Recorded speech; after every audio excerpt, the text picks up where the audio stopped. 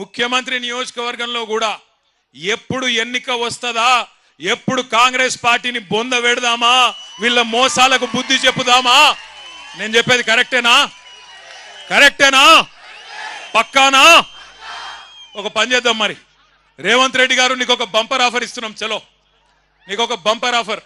నువ్వు అంటున్నావు కదా నేను కుల గణన చేసిన బీసీలందరూ సంతోషంగా ఉండ్రు, నేను రైతు బంద్ వేసిన రైతులందరూ సంతోషంగా ఉండ్రు, రైతు కూలీలకు పైసలు వేసిన వాళ్ళు సంతోషంగా ఉన్నారు, అందరు ఇండ్లకు కాయిదాలు ఇచ్చిన పేదోళ్ళందరూ సంతోషంగా ఉన్నారు అంటున్నావు కదా.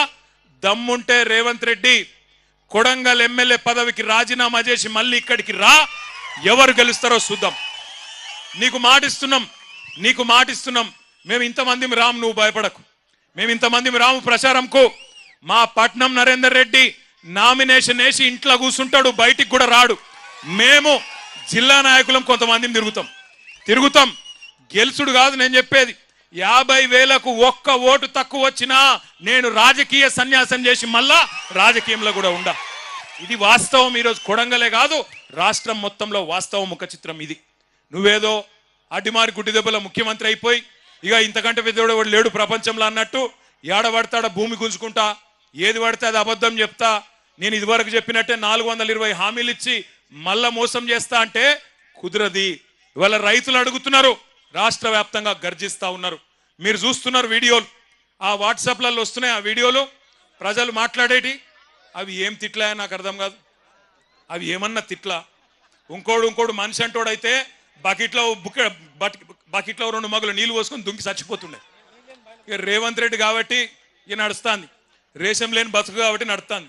నేను అంటున్నా ఒక్కసారి ఆలోచన చేయండి, అవి ఏం తిట్లు? తెలుగు భాషలో గన్ని తిట్లుంటాయని కూడా తెలియదు నాకు. రకరకాల తిట్లు తిడతాను. భయం కూడా పడతలేడు ఎవడు. ముఖ్యమంత్రి అన్న భయం లేదు, ప్రభుత్వం అన్న భయం లేదు. గొట్టం పెడితే చాలు ఇక చెడ తిట్టుడు. అటు 7 తరాలు ఇటు 7 తరాలు తిడుతురు. దయచేసి తిట్టకండి. ఆయన ముఖ్యమంత్రి, పదవి కన్నా గౌరవం ఇవ్వండి.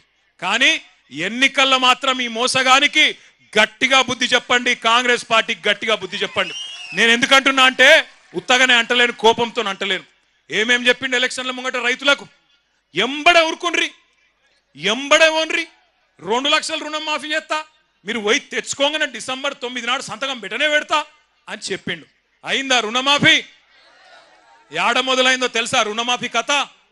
డిసెంబర్ 2023లో రేవంత్ రెడ్డి గారు ముఖ్యమంత్రి కాగానే మీటింగ్ పెట్టిండు. మీటింగ్ పెడితే బ్యాంక్ వాళ్ళు చెప్పిర్రు, సారు మరి నువ్వేమో అడ్డం పొడుగు ఎటు పెడతాడు నరికినావు, 49,500 కోట్ల రూపాయలు కావాలంటే 500 తక్కువ 50,000 కోట్లు, 50,000 కోట్ల రూపాయలు కావాలి, ఏడున్నాయి పైసలు అని అడిగినారు.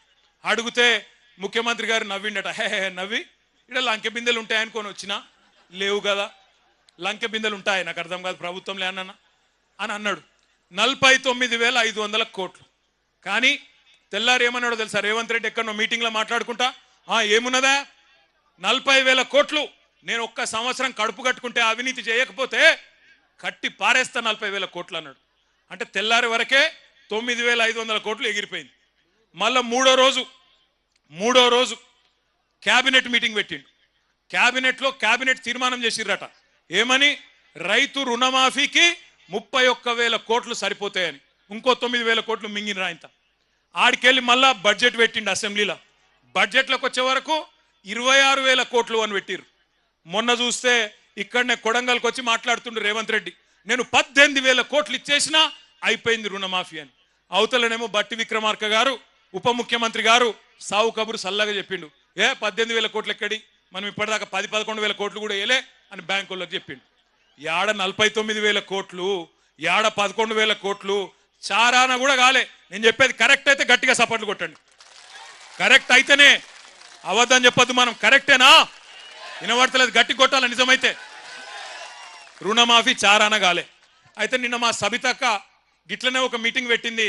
ఆ చేవెళ్ళ కాన్స్టిట్యున్సీలో నవాబ్పేట అని ఊరు ఉంటుంది, ఆడ ధర్నా పెట్టింది సబితక్క పోయి ధర్నాలో కూర్చొని రుణమాఫీ అయిందా కాలేదా అని అడిగితే ఎదురుగా ఒక రైతు లేచిండట. లేచి అక్క అయిపోతుంది అక్క అన్నాడట. ఎప్పటికీ అయిపోతుంది తమ్మి అంటే ఫిబ్రవరి 31 వరకు ఖచ్చితంగా చేస్తాడక్క రేవంత్ రెడ్డి అన్నదట. ఫిబ్రవరిలో 31 రోజులు ఉంటాయి. మీరు అమాయకులు ఉన్నారు కొడంగలోళ్ళు బాగా. ఫిబ్రవరి 31 అంటే కూడా నమ్ముతాడు. ఫిబ్రవరిలో 28 రోజులు ఉంటాయి. 4 ఒకసారి 29వ రోజు వస్తుంది, 31 ఆడు ఉంటుంది. రేవంత్ రెడ్డి కథకి ఇట్లుంటది. తులం బంగారం అన్నాడు, వచ్చిందా? పెళ్లి లగ్గాలు ఆగిపోయినాయి, అవుతున్నాయా? మరి ముఖ్యమంత్రికి తులం బంగారం దొరుకుతలేదా? ఏడా బంగారం షాపులోడు నమ్మతలేడా? అయింది పతారా లేదా ముఖ్యమంత్రికి? తులం బంగారం లేదు, స్కూటీ లేదు, రుణమాఫీ లేదు. ఏమన్నాడు ఆ రోజు రైతులను? కేసీఆర్ బిచ్చమేసినట్టు 10,000 ఇస్తుండు, నేను 15,000 ఇస్తా అన్నాడు. ఇంతకుముందు ఎవరో మంచి ప్లకార్డు పట్టుకున్నాడు ఎవడో తమ్ముడు, రేవంత్ రెడ్డి ఎంత బాకినాడు, అది ఇటు పంపి ఒకసారి యాద పెట్టుకున్నాక రైతు బంధు ఇప్పటికి రూపాయి కూడా ఇయ్యలే, 1 రూపాయి కూడా ఇయ్యలే. నేను ఉత్తగానే చెప్తలేను ఈ మాట. ఎలక్షన్లకు ముందు కేసీఆర్ గారు ముఖ్యమంత్రిగా ఉన్నప్పుడు ఆనాడు మీరు యాద్ చేసుకోండి ఒక్కసారి, కేసీఆర్ గారు 12 సార్లు ఇచ్చిండు రైతు బంధు. ఒకసారి కాదు, 2 సార్లు కాదు, 12 సార్లు 73,000 కోట్ల రూపాయలు టింగు టింగు అనుకుంటా బ్రహ్మాండంగా మన ఖాతాలో పడుతుండే. అట్లనే కరెక్ట్గా మన ఎలక్షన్ ముందు కూడా, అసెంబ్లీ ఎలక్షన్ల ముందు కేసీఆర్ గారు 7,600 కోట్ల రూపాయలు జమ చేసి పెట్టిండు. పెడితే ఇదే రేవంత్ రెడ్డి ఉత్తరం రాసిండు ఎలక్షన్ కమిషన్కు. రాసి కేసీఆర్ ఇచ్చిన రైతు బంధు వేస్తే మళ్ళా రైతులు ఆయనకే గుద్దుతారు, నేను కొడంగల్లో కూడా ఓడిపోతా, మా పార్టీ ఓడిపోతుంది, మళ్ళా గెలవది, ఆపు అన్నాడు. వాళ్ళు ఆపినరు. ఇక బడేబాయి చోటేబాయి కదా, చోటేబాయి చెప్పిండు, బడేబాయి విన్నాడు, ఆపేసిండు. ఆపినాక ఏమైంది?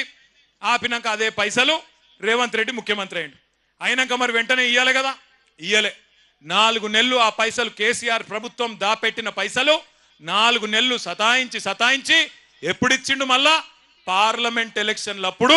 ఒకప్పుడు ఓట్లు డబ్బల పడాలి కాబట్టి నోట్లు మీ అకౌంట్లో వేసిండు. అది కూడా ఏంది, పాత పైసలే. 5,000 ఇచ్చిండు తప్ప 7,500 ఇయ్యలే. కాబట్టి మొదటి పంట బాకీ 2,500 రూపాయలు, ఎకరానికి 7,500 ఇస్తా అన్నాడు, 5,000 ఇచ్చిండు ఆనాడు డిసెంబర్ 23లో. ఆ తర్వాత వానాకాలం వచ్చింది, రైతు బంధు ఇచ్చిండు. ఆ వానాకాలం రైతు బంధు ఇచ్చిండు, అయ్యలేదా? ఇయ్యలేదు, ఎగ్గొట్టిండు. మరి అది బాకీ ఉన్నాడు కదా, ఎకరానికి 7,500, అది కూడా బాకీ ఉన్నాడు. 7,500 పాత బాకీ, 2,500, 10,000 బాకీ. మళ్ళీ ఇప్పుడు మళ్ళీ పంట వచ్చింది, మళ్ళీ నాట్లేసే టైం వచ్చింది. ఇప్పుడు ఎంత ఇవ్వాలి? మళ్ళీ ఇప్పుడు మళ్ళీ 7,500 ఎకరానికి ఇవ్వాలి. కాబట్టి రేవంత్ రెడ్డి మనకు మొత్తం ఉన్న బాకీ ఎంత? ఎకరానికి ఎంత? ఏమి కొడంగలోళ్ళు హుషారు లేరువా?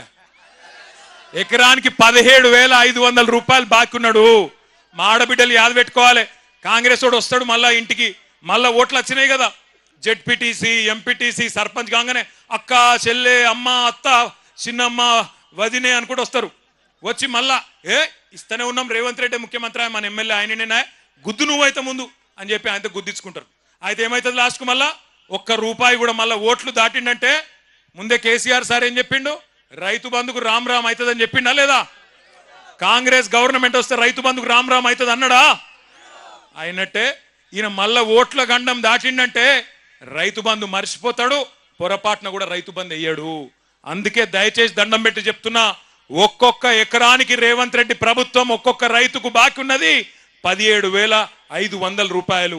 ఇవాళ ఏందో పెద్ద మేలు చేసినట్టు 15,000 ఇస్తా అని చెప్పినోడు ఇప్పుడు నేను 12,000 ఇస్తా అని చెప్పి మోసం చేస్తాడు. మరి దాన్ని ఆమోదిద్దామా? 15,000 కాదు 12,000 సరిపోతుందా? 15,000 ఇస్తానని చెప్పి ఓట్లు వేయించుకున్నాడు 12,000 చేస్తే మోసం కాదా? చీటింగ్ కేసు పెట్టద్దా? ఇప్పుడు నరేందర్ అన్ననేమో జైలుకు పోయా 40 రోజులు. కానీ ఒకటి యాద పెట్టుకోండి, నరేందర్ అన్ననేమో జైలుకు పోయింది రైతుల కోసం, రైతుల భూములు కాపాడేందుకోసం, గిరిజన బిడ్డల కోసం, దళిత బిడ్డల కోసం, బీసీ బిడ్డల కోసం, మీ భూముల కోసం. రేవంత్ రెడ్డి లెక్క 50 లక్షల రూపాయలు ఎమ్మెల్యేలను కొనతందుకు పోయి దొరికిపోయి దొంగ పని చేసి జైలుకు పోలే పట్నం నరేందర్ రెడ్డి. అందుకే నేను చెప్తున్నా, రేవంత్ రెడ్డి నీకు దమ్ముంటే, నీకు నిజంగానే సత్తా ఉంటే, నేను చెప్పిన మాటలు నిజం కాదు అని నువ్వు అనుకుంటే రాజీనామా చేసి కొడంగల్కు రా. మా పట్నం నరేందర్ రెడ్డి మా అభ్యర్థిగా వస్తాడు. ఎవరు గెలుస్తారో కొడంగల్ ప్రజలే తీర్పిస్తారు అనే మాట నేను విజ్ఞప్తి చేస్తా ఉన్నా. మీ అందరితో నేను ఇంకొక ప్రార్థన కూడా చేస్తున్నా. ఇక్కడికి వచ్చేటప్పుడు కంది రైతులు కొంతమంది కలిసిండ్రు. అన్నా, కేసీఆర్ సార్ ఉన్నప్పుడు కందులు ఎప్పటికప్పుడు కొంటుండే, మరి ఇప్పుడు మా జిల్లాల ఈ రోజు వరకు 4-5 కూడా పెట్టలే కందుల కొనుగోలు కేంద్రాలు. అందులో కూడా మళ్ళీ రేషన్ పెడుతున్నారు, 3 క్వింటాల్లే కొంటామంటున్నారు. చాలా తప్పన్నా చెప్పన్నా రైతులకు అన్నాడు. మరి మన కంది రైతులకు కూడా నేను విజ్ఞప్తి చేస్తా ఉన్నా. అద్భుతమైన కంది పండించే రైతులు మన కొడంగల్లో, మన పరిగిలో, మన వికారాబాద్లో, మన తాండూరులో, ఈ ప్రాంతంలో నారాయణపేటలో చాలా మంది ఉన్నారు. మీరందరూ ఆలోచన చేయాలా. మనని ఇయాల తొండలు గుడ్లు పెట్టని భూములను అవమానం చేస్తున్న ముఖ్యమంత్రి మనకు అవసరమా ఆలోచన చేయండి. అట్లాగే ఇక్కడికి వస్తుంటే నాకు పెద్దలు కేసీఆర్ గారు ఒక మాట ఫోన్ చేసి చెప్పినారు. కేసీఆర్ సార్ దగ్గరికి ఈరోజు కొంతమంది వచ్చినారు,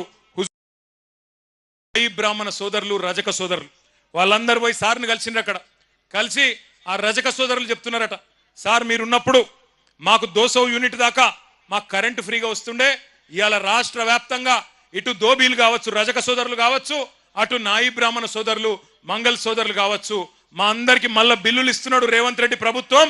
సంవత్సరం బకాయి అంతా కూడా కట్టుమంటున్నాడు, ఒక్కొక్కరు 40,000 కట్టాలంటుండు, యాడికెళ్ళి కట్టాలి సార్ అని చెప్పి వాళ్ళు అడుగుతా ఉన్నారు. ఉత్తమ్ కుమార్ రెడ్డి గారు మంత్రి, ఆయన సొంత నియోజకవర్గం నుంచి ఇవాళ రజక సోదరులు వచ్చి మన నాయకుడు కేసీఆర్ గారితో మొరబెట్టుకుంటా ఉన్నారు. అంటే ఎంత దారుణంగా ఉందో ఈ ప్రభుత్వం ఆలోచన చేయాలి.